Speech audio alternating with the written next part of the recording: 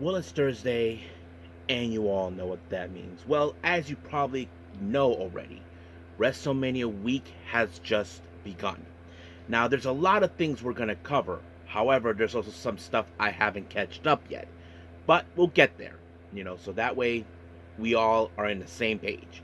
But for today, we're going to focus only on four reviews from three different promotions. I'll get to that just right now. The first one is, of course, is Stardom with their American show, American Dream 2025 in Sin City.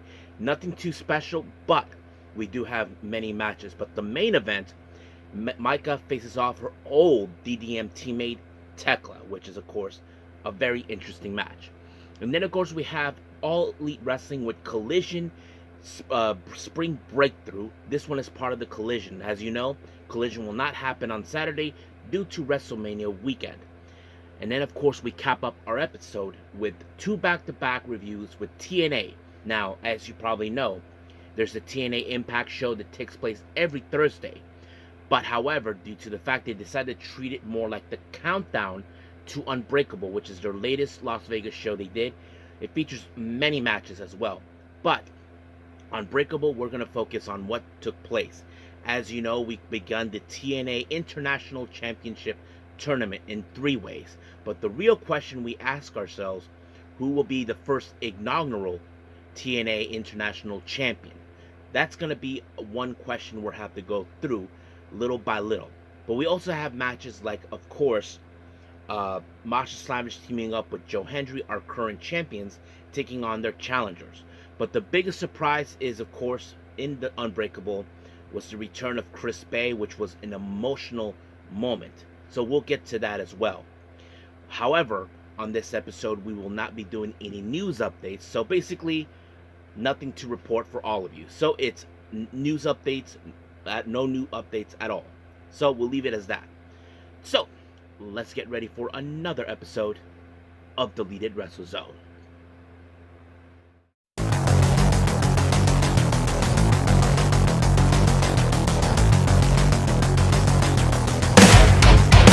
Are you ready? Get up, get up! Get up, get up! Get up, get up! Get up, get up! Get up, get up! Get up, get up! Hey everyone, welcome to Deleted Wrestle Zone, all things that is pro wrestling with AEW, NXT, New Japan Pro Wrestling, TNA, the National Wrestling Alliance, various promotions, wrestlers, matches, and championships.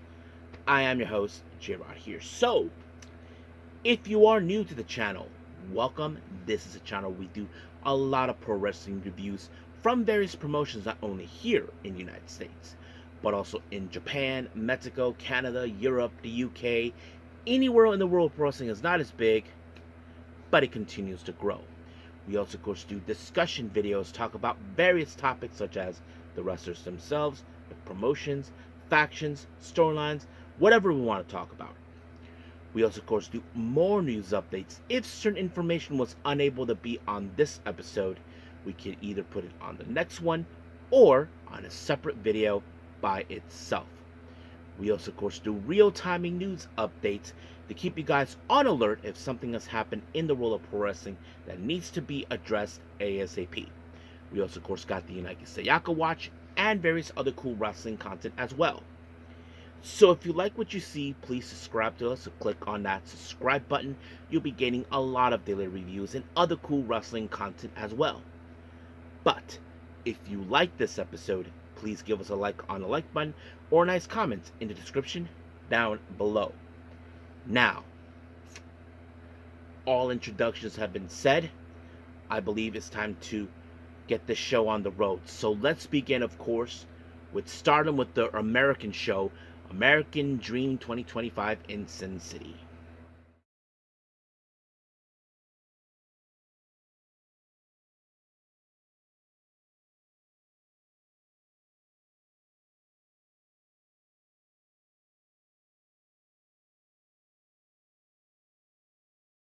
Alright, our first review, Stardom, American Dream in Sin City. This is their much recent show in Las Vegas during WrestleMania week. This is part, of course, one of those collective type of shows that were put together. Let's begin with our first match. Our first match, you can treat this as a preliminary match. We have Ram Kaicho and Azumi teaming up. They take on Maserati and Starlight Kid. Now, for those who know this, when I say a preliminary match, Azumi, as you all know, challenged Starlight Kid for the white belt. This was something, of course, that many probably will love to see because we've seen these two face off countless times. I mean, these guys are part of the same generation. And of course, you can treat it that way. But the real question I think we ask ourselves when it comes to preliminary matches, who will pick up the momentum? And I think that's a very good, honest question. Now, of course, many of you probably never seen Ram Kaicho before. She has done many events in Japan, mostly appearing in promotions like DDT, Sendai Girls, Oz Academy, those places. But of course, teaming up with Azumi was very interesting. I did not expect that. But they did pretty well good job, and not to mention, and Starlight Kid and Maserati did a pretty good job. But unfortunately, this match ended with Azumi applying the Azumi Sushi on Maserati, and just like that, 1, 2, 3, over. Next up, we have Airika teaming up with Unagi Sayaka, which is strange, even though she's not part of the Stardom roster. She's a freelancer. She faces against Jody Thread and Zuzu Suzuki. So nothing too special about this match in any way. But however, of course, you probably would think Unagi will probably pick a fight with Zuzu no matter what. I mean, that's most likely could happen. But unfortunately, in this match, it was Zuzu who picked up the win when she applied the tequila shot on Airika, and just like that, 1, 2, 3. Just like that, it was over. Next up, we have Kelsey Heather, or Helter. She teams up with Azuki, taking on Wing Gordy, our current Goddesses of Stardom Tag Team Champions, Saya Ida and Hanan. Now remember, this is also another preliminary match involving, of course, Wing Gordy against Azuki and Koguma, who together they're known as the FWC. As you all know, there's been tensions going around within Stars. Azuki feels that Stars are not being pushed to where it has to be. And I mentioned in a report, Hanan feels that none of the trainees, those who are in the learning curve that have yet to debut, talked about joining other factions, with the exception of Stars not being mentioned. And she feels that Azuki has not done anything, of course, to push it, and Azuki was not having it. But the real question that many of us talk about is, of course, those who speculate about that she may leave Stars. Well, we'll see about that. But however, in this match, you would think, okay, how this was going to play out. Well, of course, Zuzu is the toughest of them all, but it was Hanan who picked up the win when she applied the Hanan special on Kelsey Heather, and just like that, 1, 2, 3, just like that, Hanan and Saida get the momentum on this one. Next up, we have EXV, Hanako, and of course Mina Shirakawa, part of her last remaining shows with Stardom and mostly in America.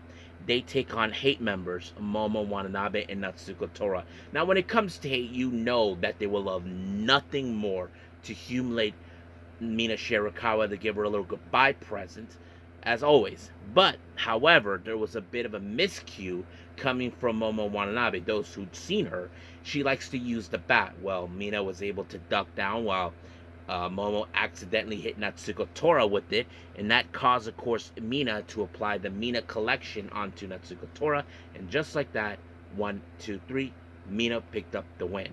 And of course, she did a little post-match promo talking about where we know she's going to be heading. Many of us already know she's heading to AEW, so we'll see what happens until then. Our next match, we have Calientita. She teams up with Konami. They take on Viperous and Shuri. Now, it's no secret between both Konami and Shuri. As you probably remember, Shuri and Konami had a very interesting relationship before Konami had to leave due to health concerns, and then she came back joining Shuri's faction known as God's Eye, and then of course last year we saw her betraying Shuri, joining Hate, and that kind of sets it up. But of course, Shuri will love nothing more to get her hands on Konami for her betrayal. But she may not have picked up the win on her, but she was able to pick up the win when she applied a power slam on Calientita, and just like that, 1, 2, 3, done. Our main event, we have Tekla versus Micah. Now, this was a match that Micah stepped up. As you all remember, Tekla defeated Mina Shirakawa a while back.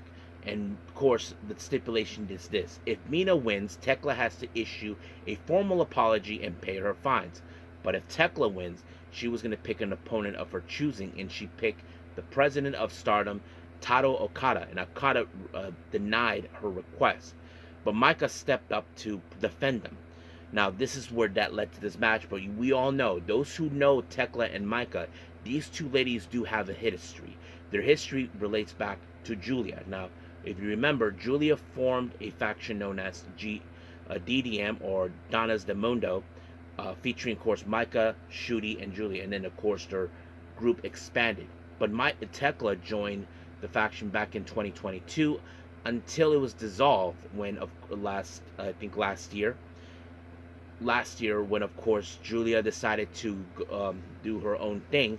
And, of course, Tekla, well, she was out for a while, then she joined Hate. But Micah, we all know where she was getting. But there's still some bit of connection between Micah and Tekla due to their connection as DDM members. But of course, Tekla would love nothing more to hurt Micah in any way possible. But unfortunately, that match ended with Micah applying, of course, the Michinoku driver. And just like that, 1, 2, 3 is over. But the real question is, how will this move forward between them? Well, we don't know. I mean, Micah still has a bit of a soft spot for Tekla, but I don't think Tekla wants anything to do with her because she fits in the mold of Hate. So you probably can guess that. But as of right now, we are officially done with Stardom. Let's move on with AEW Collision Spring Breakthrough.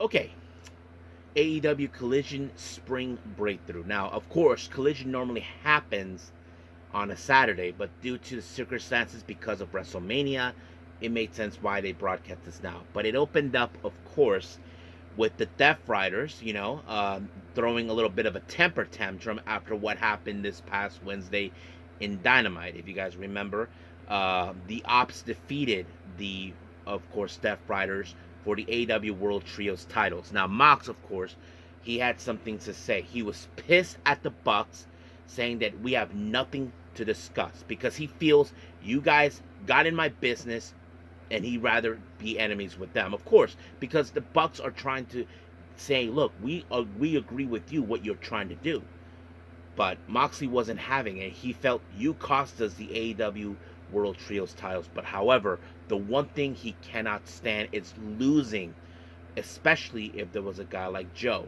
So it appears, those who know this, Joe choked out John Moxley, so indication he could issue a challenge for the AEW World title. So Moxley decided that he was going to defend it against him, basically like try to right the wrong that happened.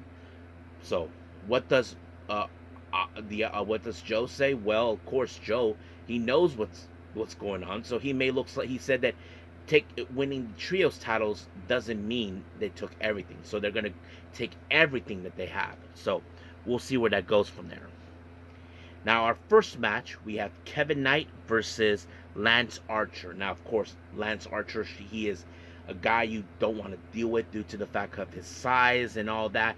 Kevin Knight, we know he's an excellent wrestler. We know he came from the dojo, but he was able to endure every humiliation and pain that Lance threw at him. But it took only 2 springboard lariats outside the ring and inside the ring for him to pick up the win. 1, 2, 3. Just like that, it was over. Now, we did see an interview with Renee Paquette talking to, of course, Chris Statlander and Jamie Hayter, who will be facing each other for the first time this coming Wednesday on Dynamite. And this is part of the Owen Hart tournament. But the real question I think many of us have to ask is who will walk out and join Mercedes Moné as part of the finals. But of course, Jamie Hayter acknowledges Chris Statlander or her capability, and not to mention a former TBS champion. And of course, Chris Statlander does the same thing too. So it's more like make the best woman win in that type of scenario. But we will see what happens on Wednesday. Now, Tony Schiavone, at those who saw what happened, he was about to be hamburgered by FTR after what Tony Schiavone said about Dax Harwood, about what his daughter would think of him for what they did to Copeland. And of course, they kind of put out a little formal apology. Well, if you call it one, but we'll see. Now, we did see Josh Alexander make his debut on Dynamite as part of the Owen Hart tournament. It appears that him and his association with the Don Callis family, yeah, that little snake in the grass, seems like this was part of their plan, and he teams up with Konosuke Takeshita to take on Rocky Romero and Tomohiro Ishii. Now, of course, we know Ishii is a tough bastard. We know he doesn't back down. However, there was a miscue coming from Rocky to Ishii, and just like that, this led to, of course, Ishii being powerbombed by Josh Alexander, and just like that, 1, 2, 3, it was over. But of course, Rocky was trying to, chill out Ishii until, of course, Ishii was attacked from behind by the return of Trent Beretta. Now, of course, it's no secret that Trent hates everybody who's been friends with Orange Cassidy, and that's one of the things. And of course, now it makes sense that Trent is back. Things are looking good for Don Callis, but sooner or later, things may not go their way. Now, our next interview, well, the main event features Mercedes Moné and Harley Cameron. Now, of course, Mercedes Moné knows that she can't deal with Harley Cameron with the way she is, but that kind of, well, you don't know how that be, but, we'll see. Now, Megan Bayne, as you know, she has begun a rampage after losing to Toni Storm for the AEW Women's World Title. Well, she ended up in a 2-1-1 handicap. Well, of course, Penelope Ford could have been her tag partner. She decided, just vent. So she was outside while Megan Bayne had to deal with two opponents at the same time, Ashley Voss and Rebecca Scott. But this match ended with, of course, when Megan Bayne applied the Fate Descent on Rebecca Scott, landing her right on top of Ashley Voss, and just like that, 1, 2, 3, Megan Bayne won. Our next match is an open challenge for the TNT title. Adam Cole defends his championship against Claudio Castagnoli. Now, of course, I believe this is one of those matches where you can say Claudio is going to try to do what it takes to bring gold to the Death Riders, to continue their little, their propaganda of trying to save AEW from what it's becoming. Now, of course, Adam Cole had to endure every inch of whatever Claudio threw at him, and of course he had to endure it. But, however, this match ended when, of course, Claudio thought he had this one match won, but Adam Cole countered it with a crucifix, and just like that, 1, 2, 3 is over. But however, Claudio decided to go on a temper tantrum, destroying, of course, the commentator's desk, which was not good. But luckily, of course, what's his name? Tony Schiavone and Nigel McGuinness had to run to the hills. But Jon Moxley tried to calm him, so did Wheeler Yuta. I mean, this is the last thing they needed as we speak. Now, Lexi Neer conducts an interview with Big Bill, and Brian Key talked about the situation with Chris Jericho. So that's the thing. They know what happened. But however, I think the real question that I think Lexi wants to know is what's next. And that's exactly what Big Bill said. That's exactly the point. What's next? We saw what happened to Jericho. He just left. But we don't know what's next for Big Bill and Brian Keith. So we'll see. Now, our next match, we have La Facción Ingobernable, or better known as LFI, de Dralístico, Beast Mortos, and Rush taking on KM, Rosario, Grillo, and LSG. Now, of course, many of you would think that this match will fall in favor to the LIJ. Yes, I mean, they are a violent group, dangerous group, And it was, of course, Roosh that applied the bullhorns onto KM. And just like that, 1, 2, 3, done. Now, of course, those who may not know this, there was an exclusive interview that features Kevin Knight and Speedball Mike Bailey. Apparently, those who may remember this, when Don Callis mentioned that there were 2 men down, referring to Mark Davis and Brian Cage, it appears that Don Callis was attempting to recruit, of course, both Knight and Bailey, but they had no interest. But they were interrupted with Ricochet acting like he thinks he's far more superior to them. So basically, there's that. But Kevin Knight was not going to play his little game and all that. But the one thing they try to get to him is knowing, hey, I got a good set of hair, but not you. So basically, that's the whole point. So I don't know if Ricochet would think of that. But of course, Kevin Knight would definitely love nothing more to get his hands on Ricochet. So we'll see when that happens. Our next match, we have the World Television title. Nick Wayne is the challenger facing Commander. Now, this was a match that was set up by that dirtbag Christian Cage, pulling some strings to ensure that happened. Now, we've seen Commander, what incredible wrestler he was. But Nick Wayne was able to do things by himself without the help of Christian Cage, his mom, and that other idiot, Kip Sabian. But, of course, there were some great moments. But Nick Wayne was able to, of course, the overcome everything, then applied a somewhat of a suplex onto Commander, and just like that, 1, 2, 3, brand new Ring of Honor World Television Champion. Now, we did see, of course, a bit of an interview with a video promo from Top Flight along with Layla Gray. As you know, they just had it with the crew, Leo Rush and Action Andretti. Well, apparently they were able to set up a match next week in a tornado tag team match. So basically, we will see that as well. Now, before our main event, we did see, of course, our current AEW Women's World Champion, Toni Storm, along with Luther, making their presence to the ring, because the main event features Chris Statlander and Julia Hart taking on Mercedes Moné and Harley Cameron. Now, remember, Mercedes Moné is still in the Owen Hart tournament in the women's side, but part of the finals. As for Chris Statlander, well, she's still in the fight, but she has one more match to go through, and that is, of course, Chris Statlander. Jamie Hayter. So we'll see about that.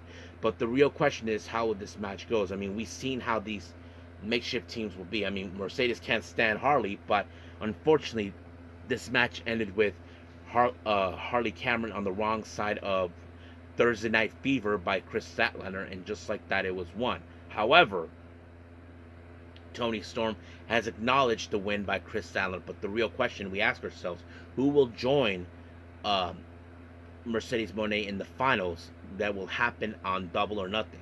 Will that be, of course, Chris Statlander or Jamie Hayter? That's a good question that we may have to wait and see on Wednesday. So, we'll see. So, we are officially done. Let's move on with TNA.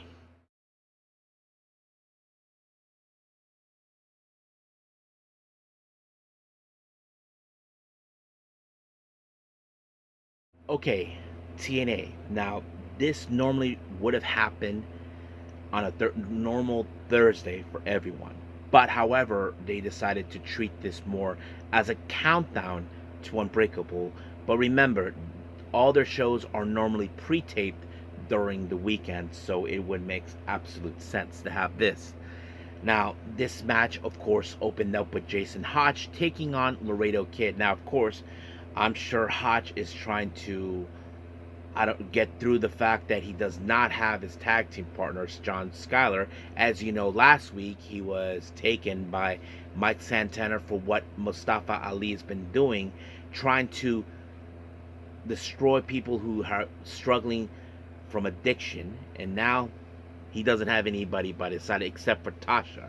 Now, in this match, of course, you can guess Tasha would definitely try to help him, but it did not go according to plan because Laredo was able to pick up the win with the Laredo splash, and 1, 2, 3, done.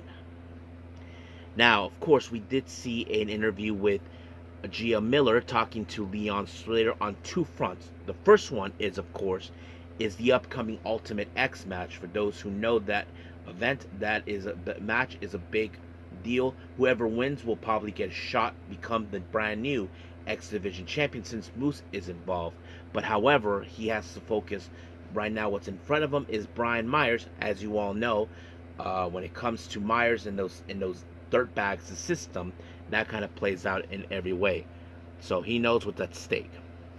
Now, Cody Deaner, as you probably know, he is currently was looking for an opportunity for a shot of the X Division to be part of the X Division title, but he wants to be part of the qualifying part of the Ultimate X. But Santino told him that he'll be put in a qualifier match later on against Casey Navarro, so we'll get to that.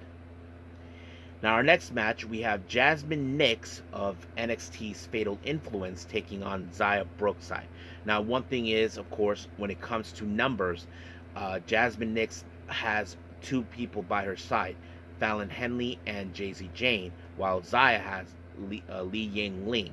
So basically, you can guess how the numbers were going to be. Fallon Henley provided distraction on the referee. However, Daisy Jane was attempting to get involved, but out of nowhere, we still don't know why she did it. Rosemary showed up and, of course, gave the green mist to Daisy Jane. I'm sure this was the last thing that the Fatal Influence were expecting. So basically, Jasmine Nix thought he had this match won, but Xia Brookside was able to apply an inside cradle, and then 1, 2, 3, done. Now, I mentioned about the Ultimate X qualifier match in the final spot. We have Casey Navarro versus Cody Deaner. Now, of course, many of you will probably say this is going to determine who will take the final spot. Well, it was Casey Navarro that was able to do that when he applied some sort of object that he used on Cody Deaner in between his eyes that allowed him to take the final spot. So he joins Leon Slater, Moose, Matt Cardona, and I forgot who else. So basically, that's how it goes. Now, many of you may remember, right now, as you probably know, Ash by Elegance is currently on her vacation, while that little chihuahua has Heather by Elegance taking the reins. But however, the chihuahua wants to add more people, and the person they tried to add is Maggie Lee, who's just been recently signed. But however, they have to deal with NXT's finest, which is, of course, Gigi Dolan and Tatum Paxley. Now, of course, when it comes to this, you know that little chihuahua would try to get involved, but nothing worked as happily. But however, there was a miscue coming from, of course, Heather by Elegance to Maggie, and this allowed for, of course, Gigi to and what's her name? Oh yeah, and Paxley to apply the cemetery driver onto Heather, and just like that, 1, 2, 3. However, those who may or may not remember, Heather along with Ash are in fact the current TNA Knockouts World Tag Team Champions. So that means that Gigi Dolan and Tatum Paxley could cash in an opportunity. That's the last thing I don't think they want. But however, apparently they're coming out of the woodworks. Not only Gigi and Tatum Paxley, also Lash by Elegance, Cara Jackson, and of course the former tag champions Spitfire. So things are coming out of control. So Heather is now completely have no idea what to do next. But however, speaking of Jakara Jackson, well, she has to be in a singles match against Dani Luna. So basically became a one-on-one spectacular. So nothing too special, but of course, this is where, of course, Dani Luna is trying to get her team back on track to regain the TNA Knockouts Tag Team titles, while Jakara Jackson and Lash are determined to do that. But it was Dani Luna that picked up the win with a power bomb, and just like that, 1, 2, 3, over. Now, we did see, of course, a bit of a concert with Elijah, who did a couple of songs, talked about who will walk with Elijah, but we'll see. Now, of course, Ethan Page talked about in a video promo about his firm stance where he's going at and determined to bring the TNA World title back to NXT, so we'll see where that goes. Now, our next match is our main event. We have Brian Myers versus Leon Slater. Now, for a while, the system has been trying to recruit Leon Slater, thinking that he was better off being with them rather than follow his heroes, the Hardys. But Leon Slater, he's not playing that kind of way. He wants to do things his way and prove he wants to be the first ever youngest X Division champion. But of course, in this kind of match, when it comes to the system, they look for ways to ensure they go in their favor. There was a low blow from Brian Myers, then used the ring onto him, and just like that, 1, 2, 3, done. So we're officially done with this one. Let's do our final review, and that is, of course, TNA's Unbreakable.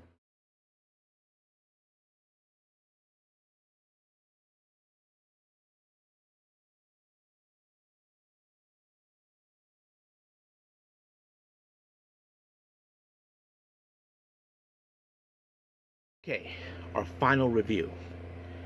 As you know, this is TNA Unbreakable.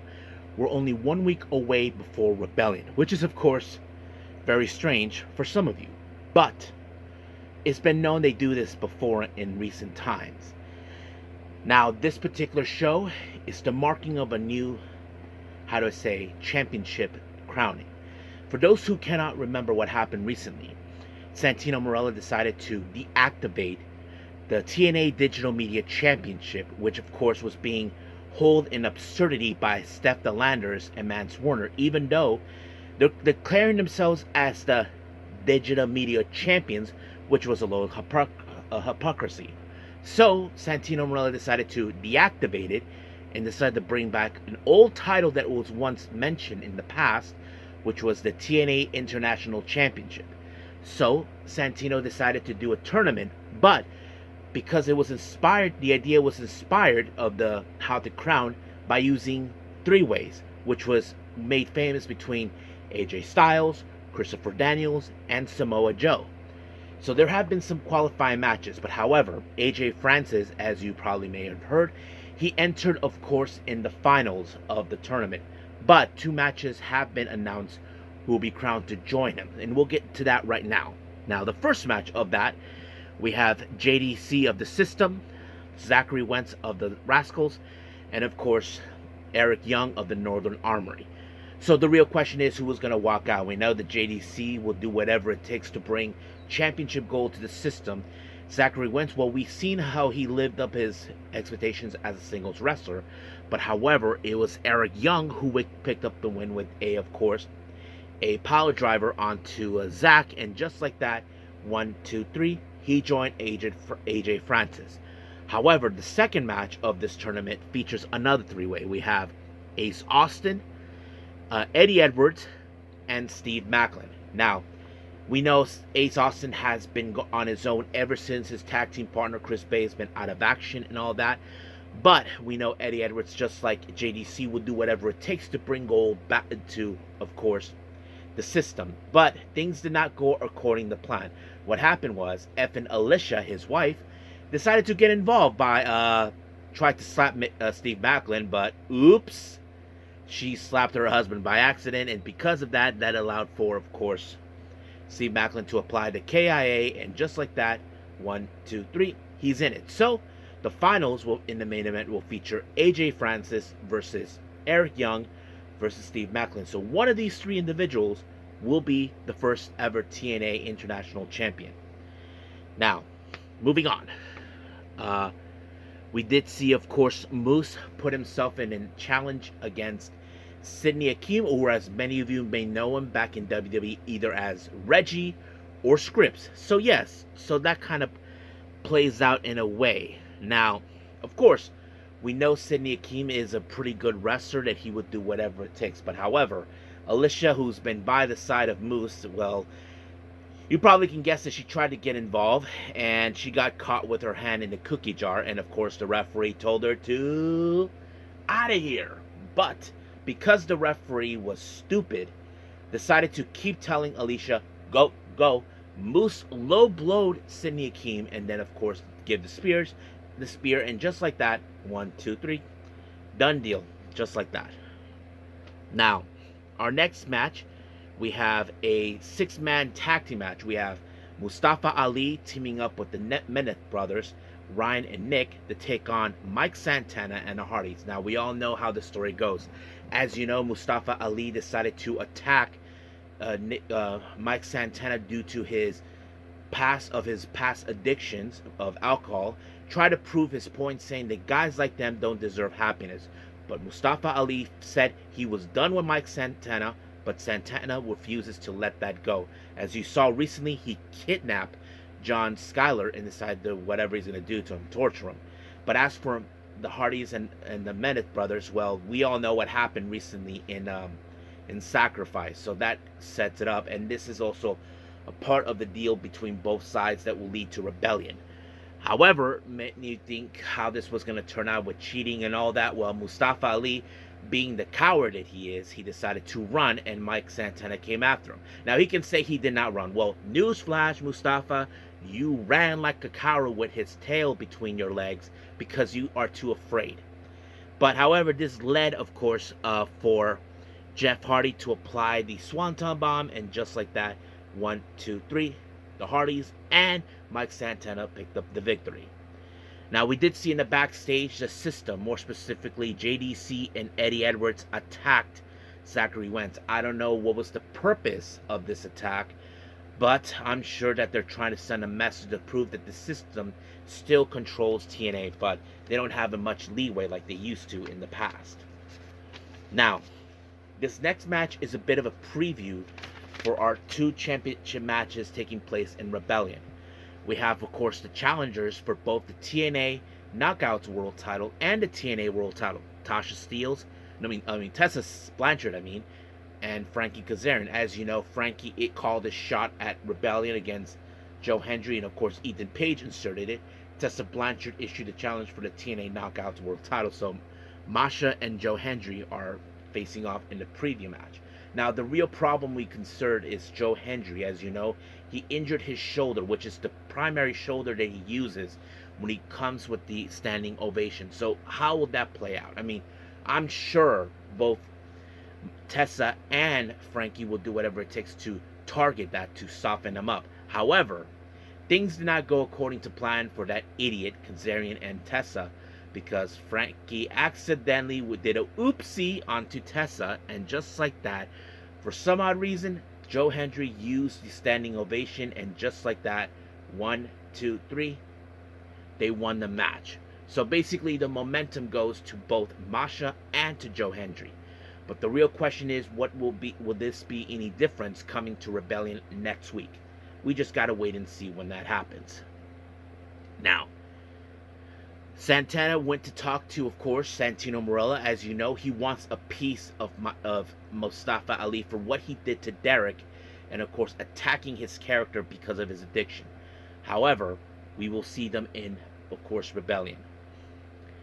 Now, before we proceed to our semi-main event, we had Ace Austin, as you know, coming out and introduce Chris Bay, who we haven't seen for quite some time, and it's great to see him. I know there was been a lot of emotions. We all heard what happened to Chris Bay. Chris talked about how doctors told him that he will never walk again.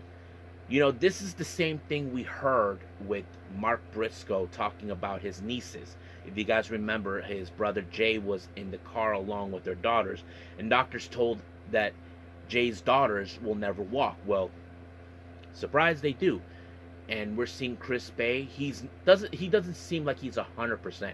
He's walking. We know he's still getting used to it, but we know the road to him to fully recover is getting there. But it's great. But the one thing that makes him feel happy is Ace Austin checking up on him, calling him, and of course he thinks about the people, the fans, and all that, and the people in the back who stood by him.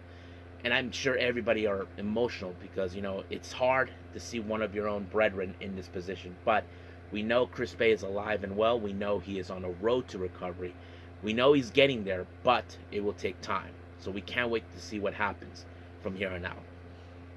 Now, moving on. Our next match is a match that, of course, has been used before, a barbed wire massacre. Now, you probably can guess this is a whole carnage type of match that you probably would say, sorry kids, you can't watch it, go to your room. Just like that. Of course, there was going to be a lot of blood, a lot of dangerous weapons to use. We had spiked baseball bats, barbed wire baseball bats, barbed wires, wherever it was used. Man, And Sammy Callahan did everything to try to put him away, and then finally he used the Cactus Driver 97, and just like that, 1, 2, 3, he got his payback towards Mance Warner for what happened last year. So the real question is, what's next for Sammy? But the obvious question to me I ask is, will Mance Warner treats it okay? It's a done deal, we're over, or he will not let that go until he justified to get what he wants to prove that this is not over until he says so? That's a very good question, but we'll see. Now for our main event, this is the crowning of a brand new TNA International Champion. We have, of course, AJ Francis versus Steve Maclin versus Eric Young. Now, of course, AJ Francis, as you know, has been making headway since being in TNA and all that. Steve Maclin, as you know, he's been on his own ever since he found out what's been going on with Eric Young, especially for him taking over the Northern Armory, and of course, Eric Young taking control of the Northern Armory, but requesting to have Maclin to join him. So that kind of sets it up in some capacity. But how this was going to go, I don't know. I mean, there are many things that could go wrong in this match, but luckily it was, of course, Steve Maclin that was able to pick up the win when he applied the KIA on AJ Francis, and just like that, a brand new TNA International Champion. The title was presented to him by none other than the Director of Authority, Santino Marella, and just like that, a brand new champion has been crowned. However, it was later foretold that the TNA International Championship will be having its first defense in Rebellion. So Steve Maclin will defend the championship against, surprise, surprise, Eric Young. So, yeah, kind of interesting, isn't it? But we'll see what happens. So as of right now, we are officially done with everything. There are no news updates for today. So as of right now, let's call it a day. Alright, so I hope everybody enjoys this episode. Coming up, I do know we have Ring of Honor happening, so it did not happen for this particular episode, but it will happen. I haven't decided yet what other events I may want to review. I know that Stardom does have another show. We did have the Spark Yoshipur vs. America, Marvelous, and a few others. So basically, there's a lot of wrestling that I need to catch up on. But we'll see how that progresses. I may not do everything, but I'll do everything in my human possible to catch up for the WrestleMania weekend events. Now, some of you may question, J-Rod, will I do WrestleMania? I may do those if it's possible. I mean, I don't want to take too much time on everything else, but we'll just wait and see until then. But as of right now, we'll do our best in our ability for this weekend. So it's going to be chaotic, but nonetheless, I'll do the best I can. So until then, I will see you guys in the next DWZ time. Same DWZ channel. I must bid all of you adieu. So, goodbye. And have a nice day. Bang.